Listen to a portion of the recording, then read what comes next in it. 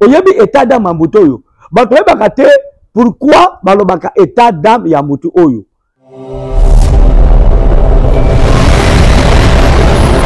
État d'âme ya mutu oyo to ya mutu eza ko faire partie na makila na ye.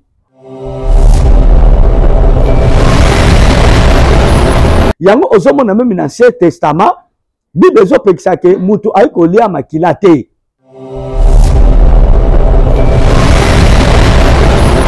Mais si on tali malamu, baloba na bon malamu.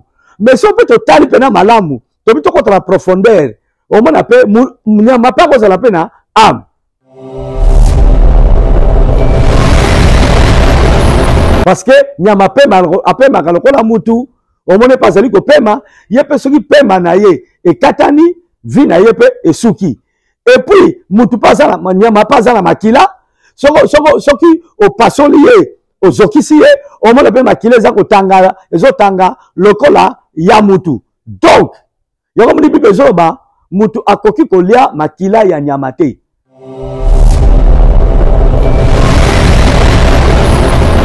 Molimo mutu ezana kati ya makila babanda liboso ko détruire makila na yo spirituellement pona affecté limo na yo po babanda ko détruire yo. Okomi na makila mabe.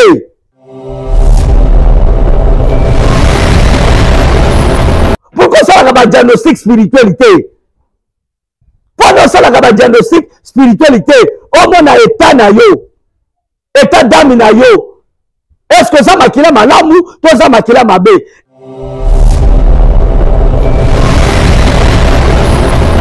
Oyebi kolingaka te mutalo alo bakana yo boyi.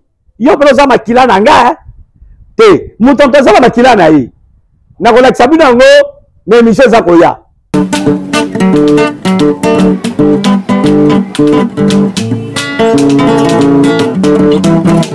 Ciel ouvert, lève-moi nique mon nzambe monani loboko na tata ese-moi milikola baninga mina ye.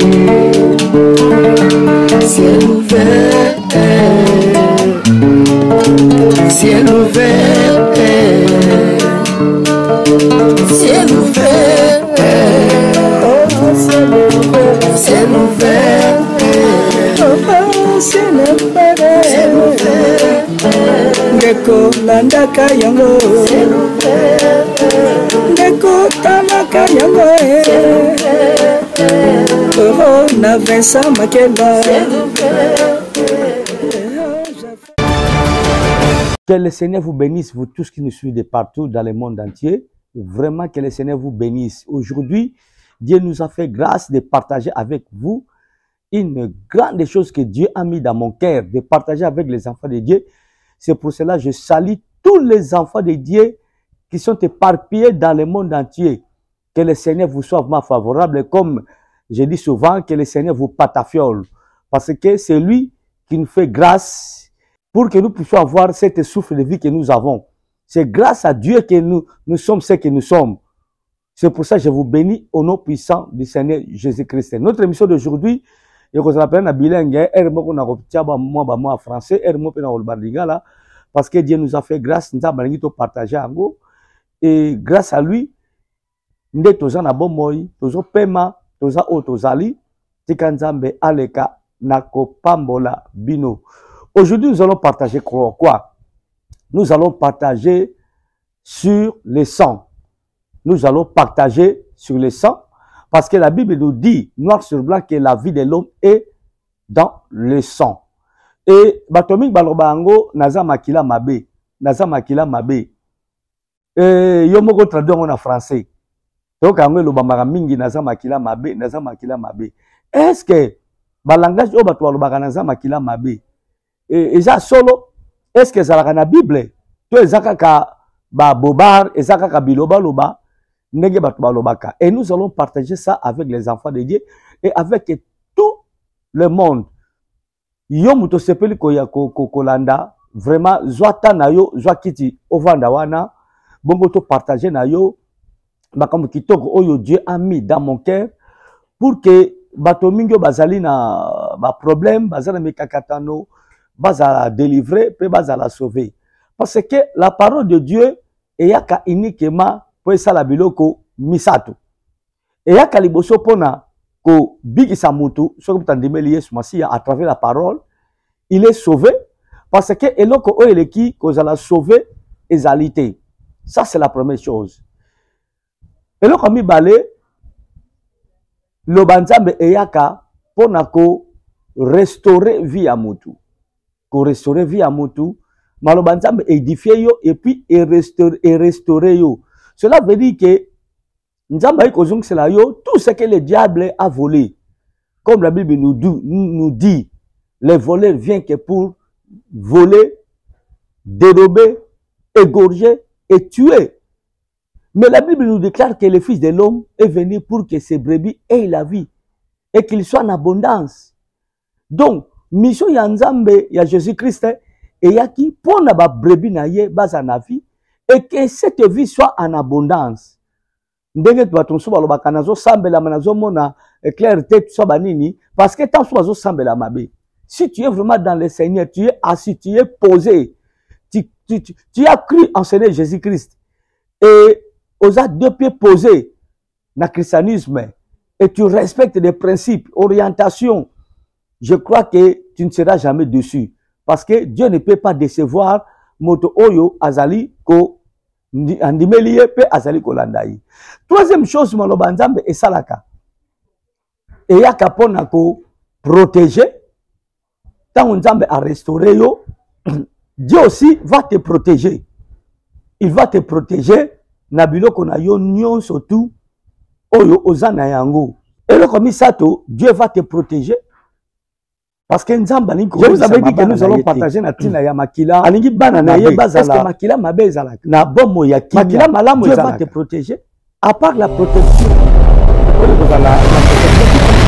Dieu aussi âme ya mutu et va inakata makila accomplir sa volonté dans ta vie. Nzambe accomplir volonté ni nakata bomo na ye. Volonté nzambe zani. Volonté nzambe zali bana na ye bazala malamu. Mounya longa bangote, milima be longa bangote, makamabe longa bangote. Parce que Jésus a dit que je suis venu pour que mes brebis aient la vie et qu'ils soient en abondance. Vie ezakaka ndenge tezo pe mate. Vie ezali bongo biloko ebele na kati ya mutu. Tomona mutu musomo na soki azana mbongo, azana vie malamu, azo bagesa gagner vie. Non, mais or la vie ezali ya musulité. La vie c'est quelque chose qu'on ne voit pas, mais mutu azako savourer yango. Ndenge to vivaka boye, toza na pema, toza en vie.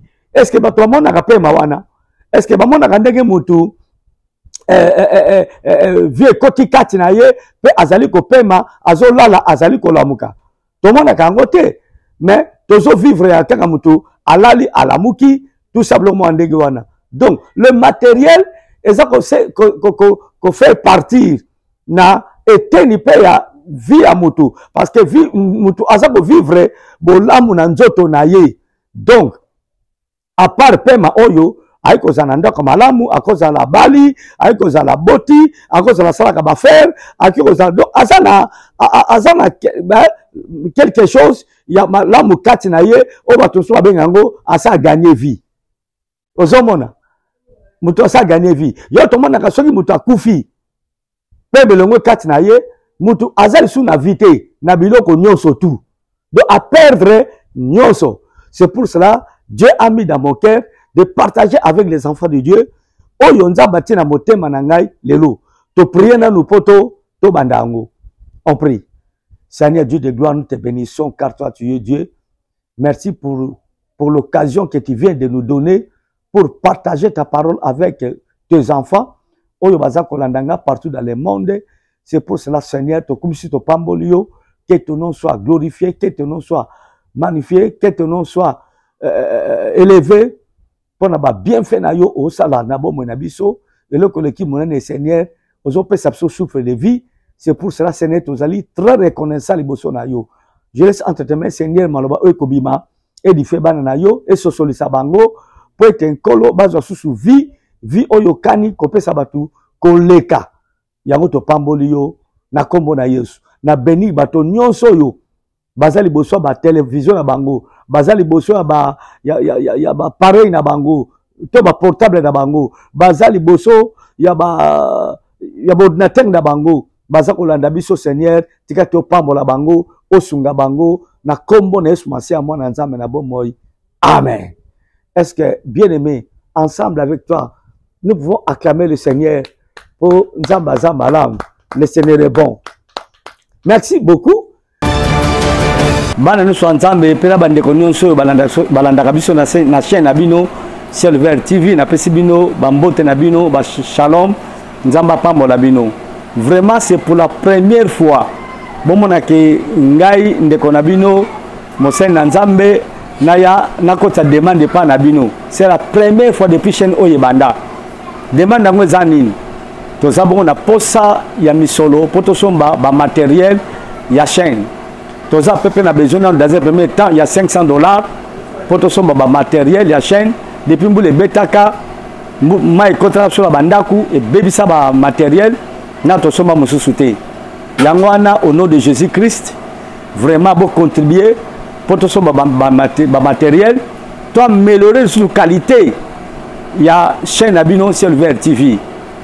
Yango wana bayeba so landaka biso soki okotia ata mwa $100 $50 musupati mwa 100 musupati mwa 200 soko pe kopesa nyonso eza pe mabete nzamba pambolo d'avance pona tina na yango na sengi na banda nga baza na États-Unis ba frère Lievin ba Sylvie Kigalu boze belé kuna bo contribuer ko sala malamu ba papa Edi Evans Edi mwana popi maman Nancy maman Mati papa Nisse bo contribuer ba Balbine Mondele bo contribuer et ko sala bongo malamu ba Mimito Maduda ba papa Yava bo contribuer boza ebelé vraiment et ça pour la première fois na kota demande et ko sala malamu pe nzambe au kansela bino so lingo benga ngai benga na numéro oyo plus 243 81 81 44 131 plus 243 81 81 44 131 deuxième numéro za yango yo plus 243 89 98 060 21 plus 243 89 98 060 21 bana nyonso ya nzambe bo contribuer et ko sala bongo malam ba blessing balbine banani bo contribuer et ko sala bongo malam. Merci na pamboli bino ba bo contribuer pona misolo oyo to na posa $500 nanu poto somana ba matezo zanga atamso ko ya après nzambe apambola bino. C'est votre papa le patriarche pasteur Vincent Makela. Merci.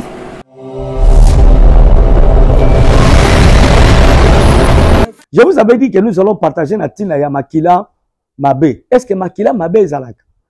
Makila Malamu ezalaka? Moi, je vais vous dire que nous allons suivre la parole de Dieu. Nous allons partager Makam Oyo dans la parole de Dieu. Et la parole de Dieu va nous éclairer sur vraiment na kati ya vie ya mutu akuyi kozala na Makila Mabe to Makila Malamu. Parce que Bible le biso que la vie de l'homme est dans le sang. Donc Makila ya mutu yango eza ko faire partie pe na âme ya mutu. Ozomona? Donc âme ya mutu eva na kati ya Makila. Yango na ozomona batomi balobaka est-ce que oyebi état d'âme mutu oyo? Oyebi état d'âme mutu oyo? Batomi bakate pourquoi balobaka état d'âme ya mutu oyo? État d'âme ya mutu oyo to ya mutu eza ko faire partie na Makila na ye. Soki mutu wana Makila na ye ezali affecté, âme na ye pe ekozala affecté. Soki Makila na ye ya mutu wana ezali mabe, âme pe ya mutu wana ezali mabe. Yango ozomona même na Ancien Testament, Bible ezopekisa ke mutu ayi kolia Makila te. Même Makila ya nyama oyi kolia yango te. Na kopesa mno verset wana après ata la deuxième partie à Matthieu na biso parce que na osala ngo ba série et kozala bongo malamu. Soki mutu aza kolia Makila ya nyama et directement âme ya mutu wana ekozala affecté na âme na na makila ya nyama oyo aye azali kolia parce que nyama azalaka na état d'âme te mais nyama azalaka ndenge bato batangi balobi nyama azalaka na instinct mutu ekonduzaka nyama mais mutu azalaka na âme ozomona mais soko tali malamu baloba na bo malamu mais soko totali pena malamu tobi tokota na profondeur omona pe nyama pe kozala pe na âme parce que nyama apemaka lokola mutu omone pe azali kopema ye pe soki pema na ye ekatani vi na ye pe esuki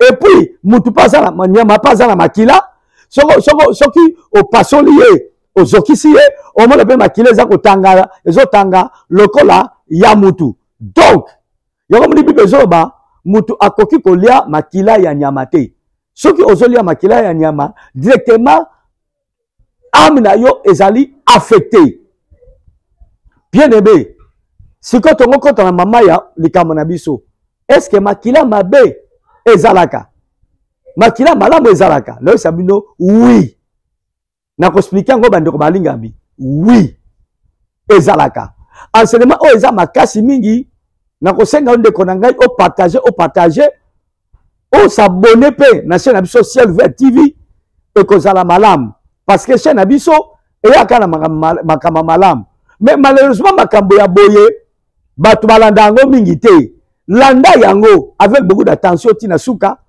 okobikisa pe okobikisa bato ebele non parce que exemple moko simple avant de faire la Bible non parce que exemple moko simple mais bien aimé au moins na soki tazo bela muto soki azo bela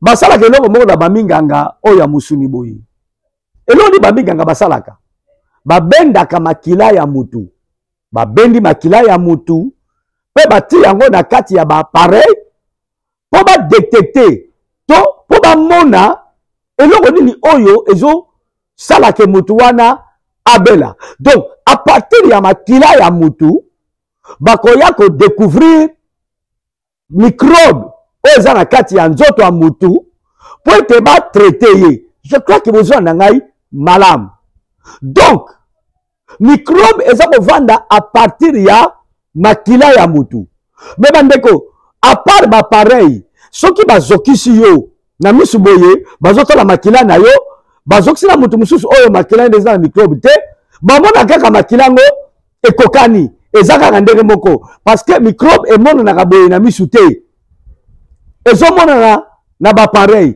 elingo bake microbe eza pe invisible mais nzambe apesi mutu mayele asala bapareil mpona kodetecte kodécouvrir bamicrobe wana alors soki badécouvrir microbe na lingala tolobaka nini makila ya mutu oyo eza na salite n'est-ce pas tolobaka eza salite e bakopesa yo bakisi mpona elongola bamicrobe wana mingi bamédecin naza médecin te me batilisaka mo oyo vs na ye eza ya komata pourquoi eza ya komata parce que makila na ye ekomi affecté ezwi bamicrobe tokobenga yango na lingala akomi na makila mabe makila eko mabe yango omoni apata bamicrobe wana eki kotia mutu mal à l'aise eki kopesa mutu changer mutu atmosphère ya mukili epesi mutu akomi na bafièvre biloko komobi na nzoto parce que makila na ye ekomi salite bakopesa yo bakisi po ekombattre bamakila wana bandeko soki olingi batali yo makila kende pa docteur loba alakisa yo ndenge bamakila wana ezalaka microbe ndenge ezalaka omona na kati ya bapareil ebanakolakisa biloko moko mike eza na kati ya microbe na yo eza lokola batetard na linga tokobenga yango nini eza lokola bamataka biloko yango mona ezokimakima ezodeplace ezokimakima nde makila ekoma na salite ekotia yo mal à l'aise mpe ekopesa yo malade alors toza na deux sortes ya salite na kati ya makila ya mutu epuis ntango mutu azobela ndenge wana azokone kobela azwi traitement te baswane ye te Si on est comme ça, liwa, parce que malade est à côté pour passer elengi. Malade est à côté pour passer yo kimia. Malade est à côté pour passer yo ozala malamu.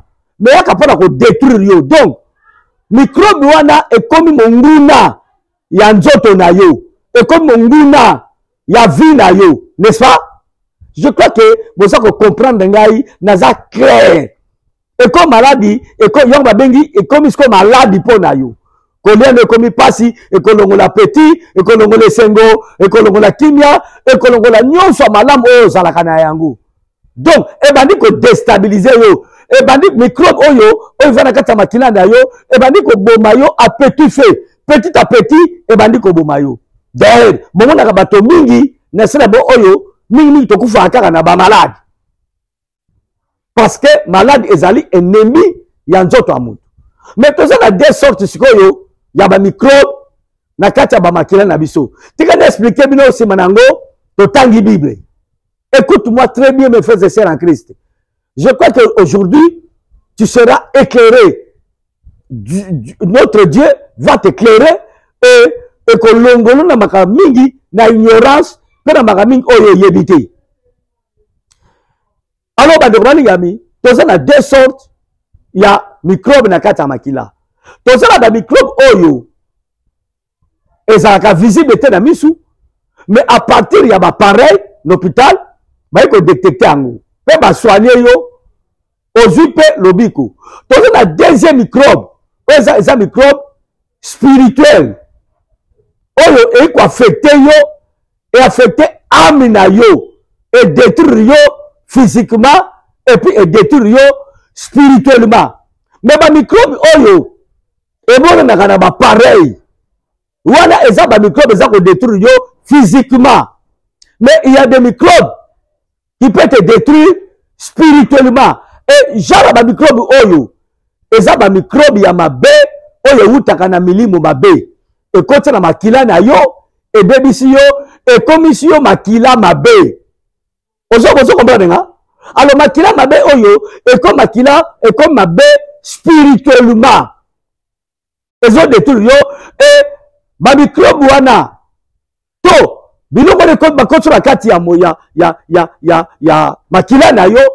Ils ont détruit la âme na yo parce que l'âme d'une personne est dans son sang.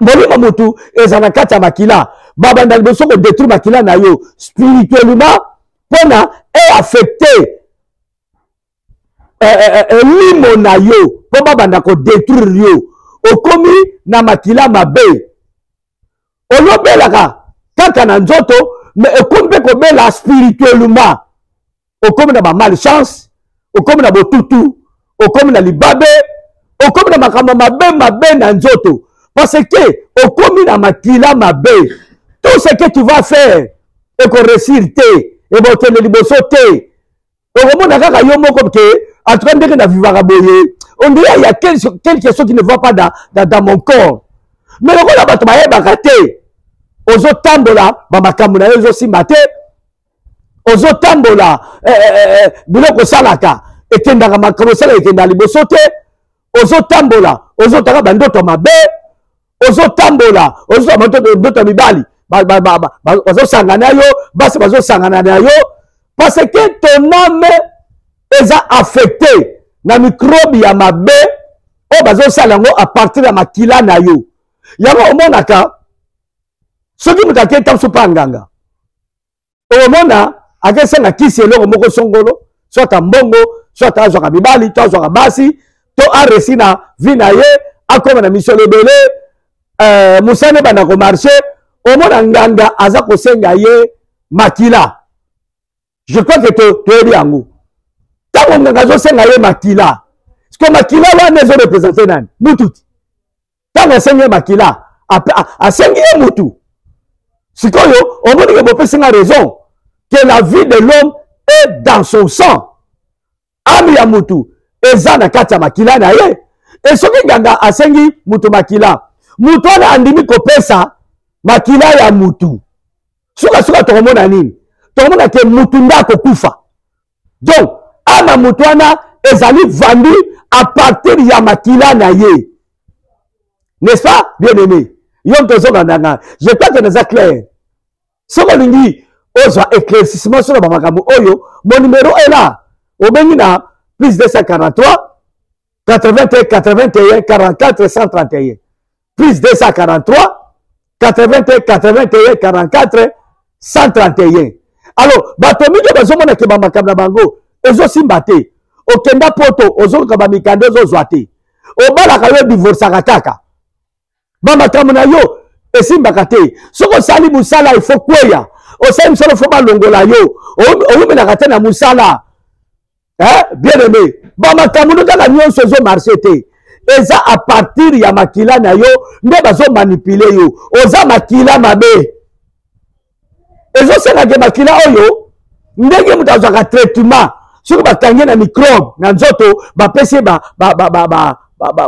kisi.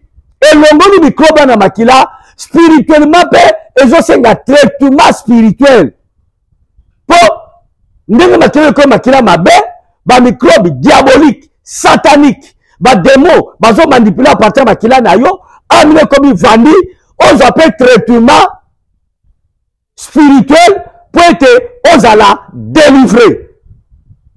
Je crois que la partie B n'a encore un traitement spirituel. Bien aimé, comme konsanate, mukili eza makambo ebele. Na pesa no témoin moko muke tanga na zaki na misala ya mulili. Parce que nzamba permetaki na leka kuna. À partir ya butu na lisanga ya bandoki tozo mabatu ndenge ni. Soki balingi baboma mutu bazali biso kamata eteni ya nzoto ya mutu wana baye nango na deuxième monde soit suki na yo manzaka na yo soi na yo mayo to sokola na yango donc bandeko makambo eza ebele bazwi etenge lamba na yo lata bazwi sous-vêtement na yo bazwi bakila na yo parce que l'époque wana eza na badocteur mingi minganga mingi baza l'hôpital bazali pe koya kopesa bamakila batu kuna na deuxième monde pona bato bazala vandi. Est-ce que vous comprenez que bandeko balingami yango nebisaka bato protection ya mutu c'est Dieu, protection ya mutu c'est Jésus. Sans Jésus ezamba wa mingi ya tozomona baliwa en cascade bakufa ba mort subite. Ata bato akufaka me botande bato zo kufa lelo eza na poto eza na Afrique ba mort moko subite ba mort moko précoce parce que mutu ayebite na komibatela ndenge nini bato akende hôpital po babikati ntango ozobela okende hôpital po zwa soin obika mokoma kuna obiki te okufi kaka obi pourquoi je veux vous parler de ça. Attends dans ma émission ça koya. Bien aimé, le nom confiance ya bato eza sous-souté. Mutuno soza suspect pour na yo. Faites attention. Salakeba, personne ne confie c'est pas ya nzambe. Pena basali ya nzambe ya solo, obo sa nzambe kana solo.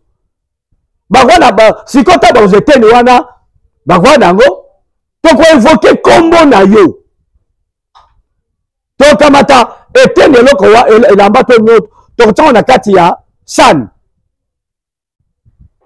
to na kati ya nzungu to ko évoquer kombo na yo tant to ko évoquer kombo na yo mbala moko mutu oyo a livré âme na yo à partir de makila na yo bakoloba na ye zombeli akozwambeli akotia na kati ya nzungu wana. Est-ce que oyo elongi na yo ekobima nanga bezo comprendre nga akotia mbeli na kati ya nzungu wana soki tomoni makila ebimi emati na kati ya nzungu wana ekoma nzungu bekoma na makila yaba kosa javandi basi bazwi yo.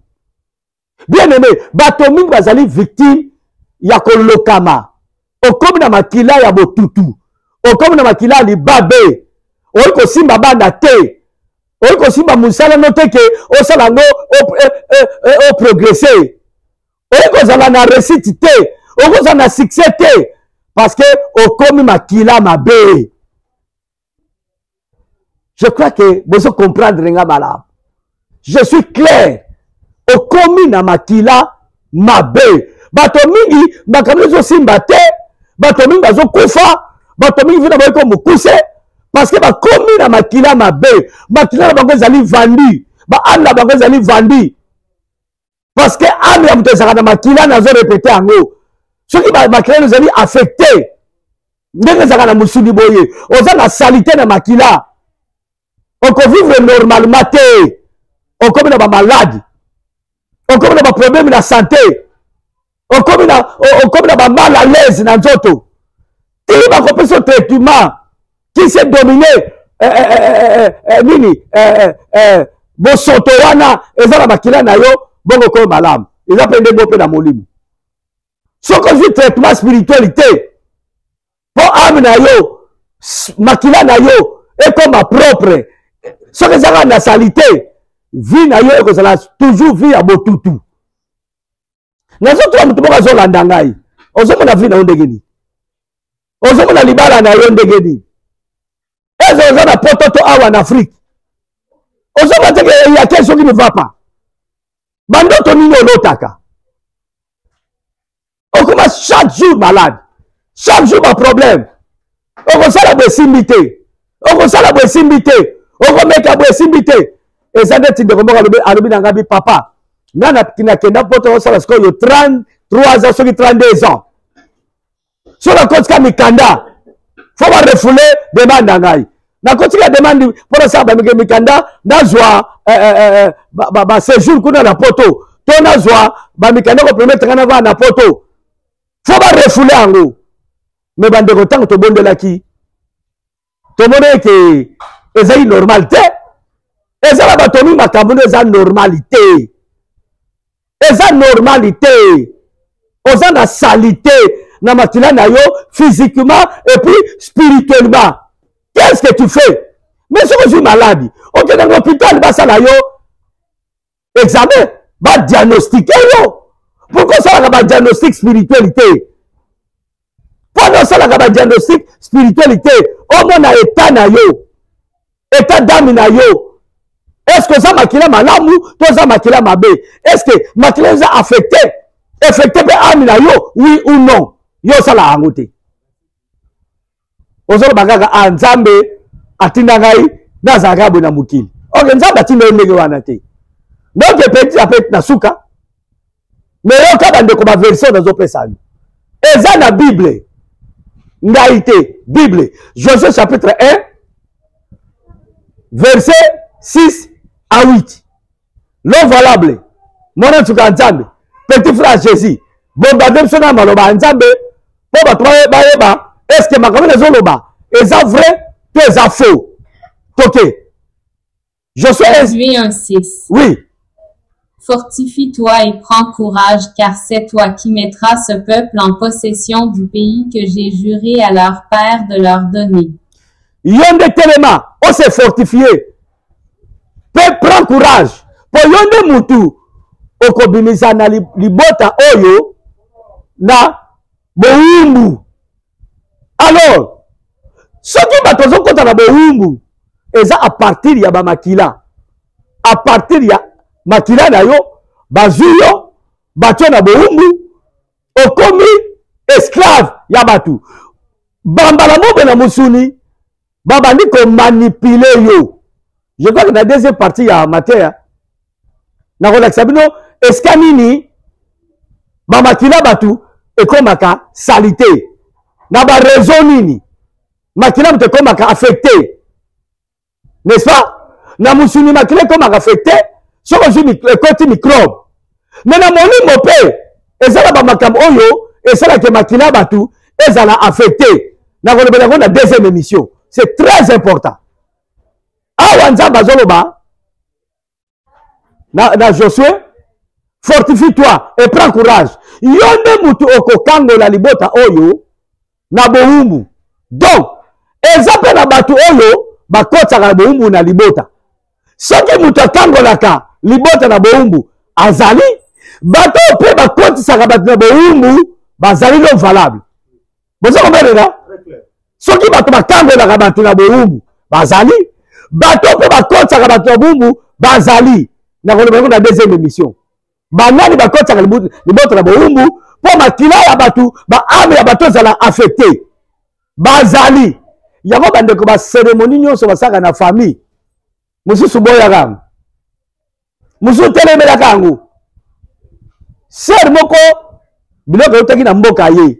Eye bangu bamoko bakufraki yana bango azaki kosala na bralima. Ali mutu munene directeur na bralima. Biloko baziki batabandundu. Biloko yutukuna na mboka ye.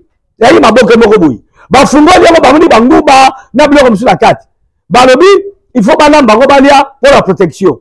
Mettons balamba ki yango baliaki bango to bakoma ina bakoma ba asthmatique. Ti bakufa bela ba malade wana. Keba, c'est très très dangereux. Donc la verset 7. Josué 1:7. 1.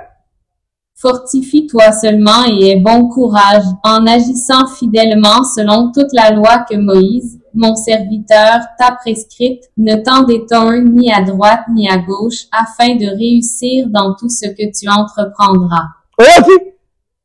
Prends courage. Tout ça, makambo mumo na ngai Moïse. Aïbisaki yo. Kokena ni gauche te, ni na droite te. Posa na makila malamu. O réussir na nyonso yo bandosa na vie. Na lingala elobi bongo. Posa na makila malamu. So zabi na lingala tango komona yango. Donc, pour mutaza la makila malamu, il faut atosa maloba ya Nzambe. Akene ni gauche, ni droite. Pour azala na makila malamu. Makila mabe ezalaka. Pour réussir na nyonso oyo banda kosala na vie. Donc, beshaki mingi. Oyo tozozwa. Mabe mingi tozozwa. Eza pona. Bato bakoma makila mabe. Et affecté nzoto na yo. Et même na botutu. Et même na libabe. Et même na beshek. Et même na makambo ebele. Ozo vivre te. Verset 8. Tosukiwan. Josué 1:8. Oui. Que ce livre de la loi ne s'éloigne point de ta bouche, médite le jour et nuit pour agir fidèlement selon tout ce qui y est écrit, car c'est alors que tu auras du succès dans tes entreprises. C'est alors que tu réussiras. Nagasi français so malade.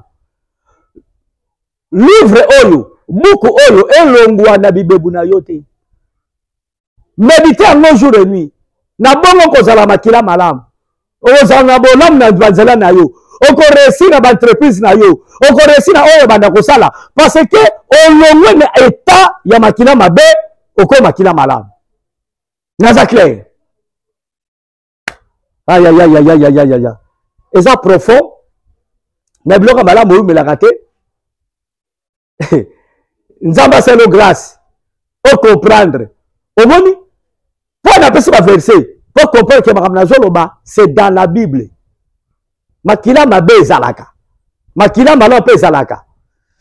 Mais tant na côté yango na deuxième nini nini deuxième partie na ko contre la profondeur makila mabe utaka wapi pe makila malamu bazwaka à partir de makambo nini. C'est très important pour signaler que ministre de Kombi penda Nasuka. Nzambe apambola yo. Yo muto landi au comprendre. Partager, partager, partager. Payer bisan de komoko patriarche Makela Vincent abandi enseignement ya Mamakila. Oyebi kolingaka te muto alobaka na yo boyi. Yo proza makila na nga te muto mtazala makila na ye. Na kolakisa bino ngo na émission za koya. Muna mtazala ba makila na ye. Est-ce que vous avez malam? C'est très très important. Yango monaki Nzambe asalaki geste moko po biso to bika atinda ki eswansia aya ko pesa ba makila na ye.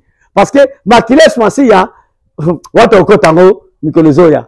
Hein? Yango moni bimemi mata toujours ba ke nous sommes plus que vainqueurs par le sang de Jésus. Nous sommes plus que vainqueurs par le sang de Jésus. Au moment que makila eza n'impact monene na vie ya mutu. Eza n'impact monene na marche ya mutu na se na moi oyo. Tika nzambe ya bokasi bonso. Apambolo mutu comprendre. Les enseignements, na kopesa pesa pela bambote penate, na peska bana ngai, nyonso baza en Amérique, bambote, boza en Europe, bambote, boza en Asie, bambote, n'Océanie, bambote, et puis en Afrique, bambote.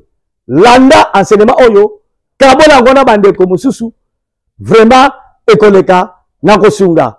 Mon numéro, sur le niveau ça éclairé, c'est le 0, non, plus 283, 81, 81, 44, 131. Plus 283. Pardon, plus 243, 81, 81, 44, 131. Napesi merci mingi pa ya l'homme valable. Moi, nan tukanza mes petit frère Jésus-Christ. Oyo azabongo kuna na réalisation. Napesi merci mingi et pa ya Josué Luanda Brom. Oyo azabo na caméra. Cameraman espace. Napesi merci mingi et pas ya Chris Makela. Ngabe na gen Devosal. Nzamba pambola ye na chéri na ye, nzamba pambola ye. Napesi merci mingi et pas ya Mosali ya Nzambe monene pe présentateur monene ye pena lingaka Musa na ye blague te. Pasteur Flamme d'Angola. Alani pe mission à live. Nzambe aleka na kopambola ye, mote pa chéri na ngai mama bene.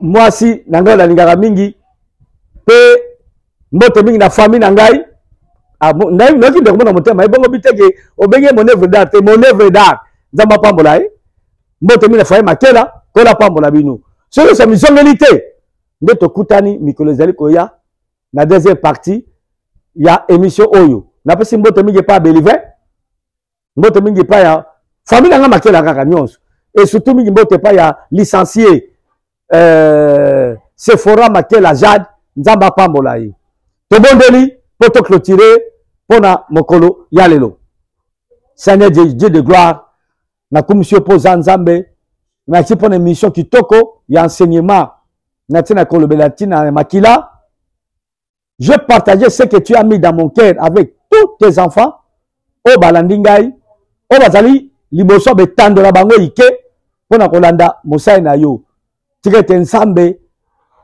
o zala na bango longo oyo bango bayoki esunga bango pete balongwa na makila mabe bakoma makila malam physiquement spirituellement au nom puissant du Seigneur Jésus-Christ kumama na yo sanjolama notre tendre père po yondo sala biso bolam olinga bolam na biso atako biso to sosola kate yangwana munno sosola ba problème à partir de la matière oyo nkolo na nimeki ya sosoli yo zwa Seigneur possession zwa ba directive ya bombo ya mutu oyo Nzambe quelque chose kana bombo na ye akoma makila mabe yo sikola ye po yaki na mokili pona ko sikola bano bandimeli yo pe bato bandimeli yo kumama sanzola na yo na komole spatial mwana Nzambe na bombo na sengi pe na bondeli bongo amen.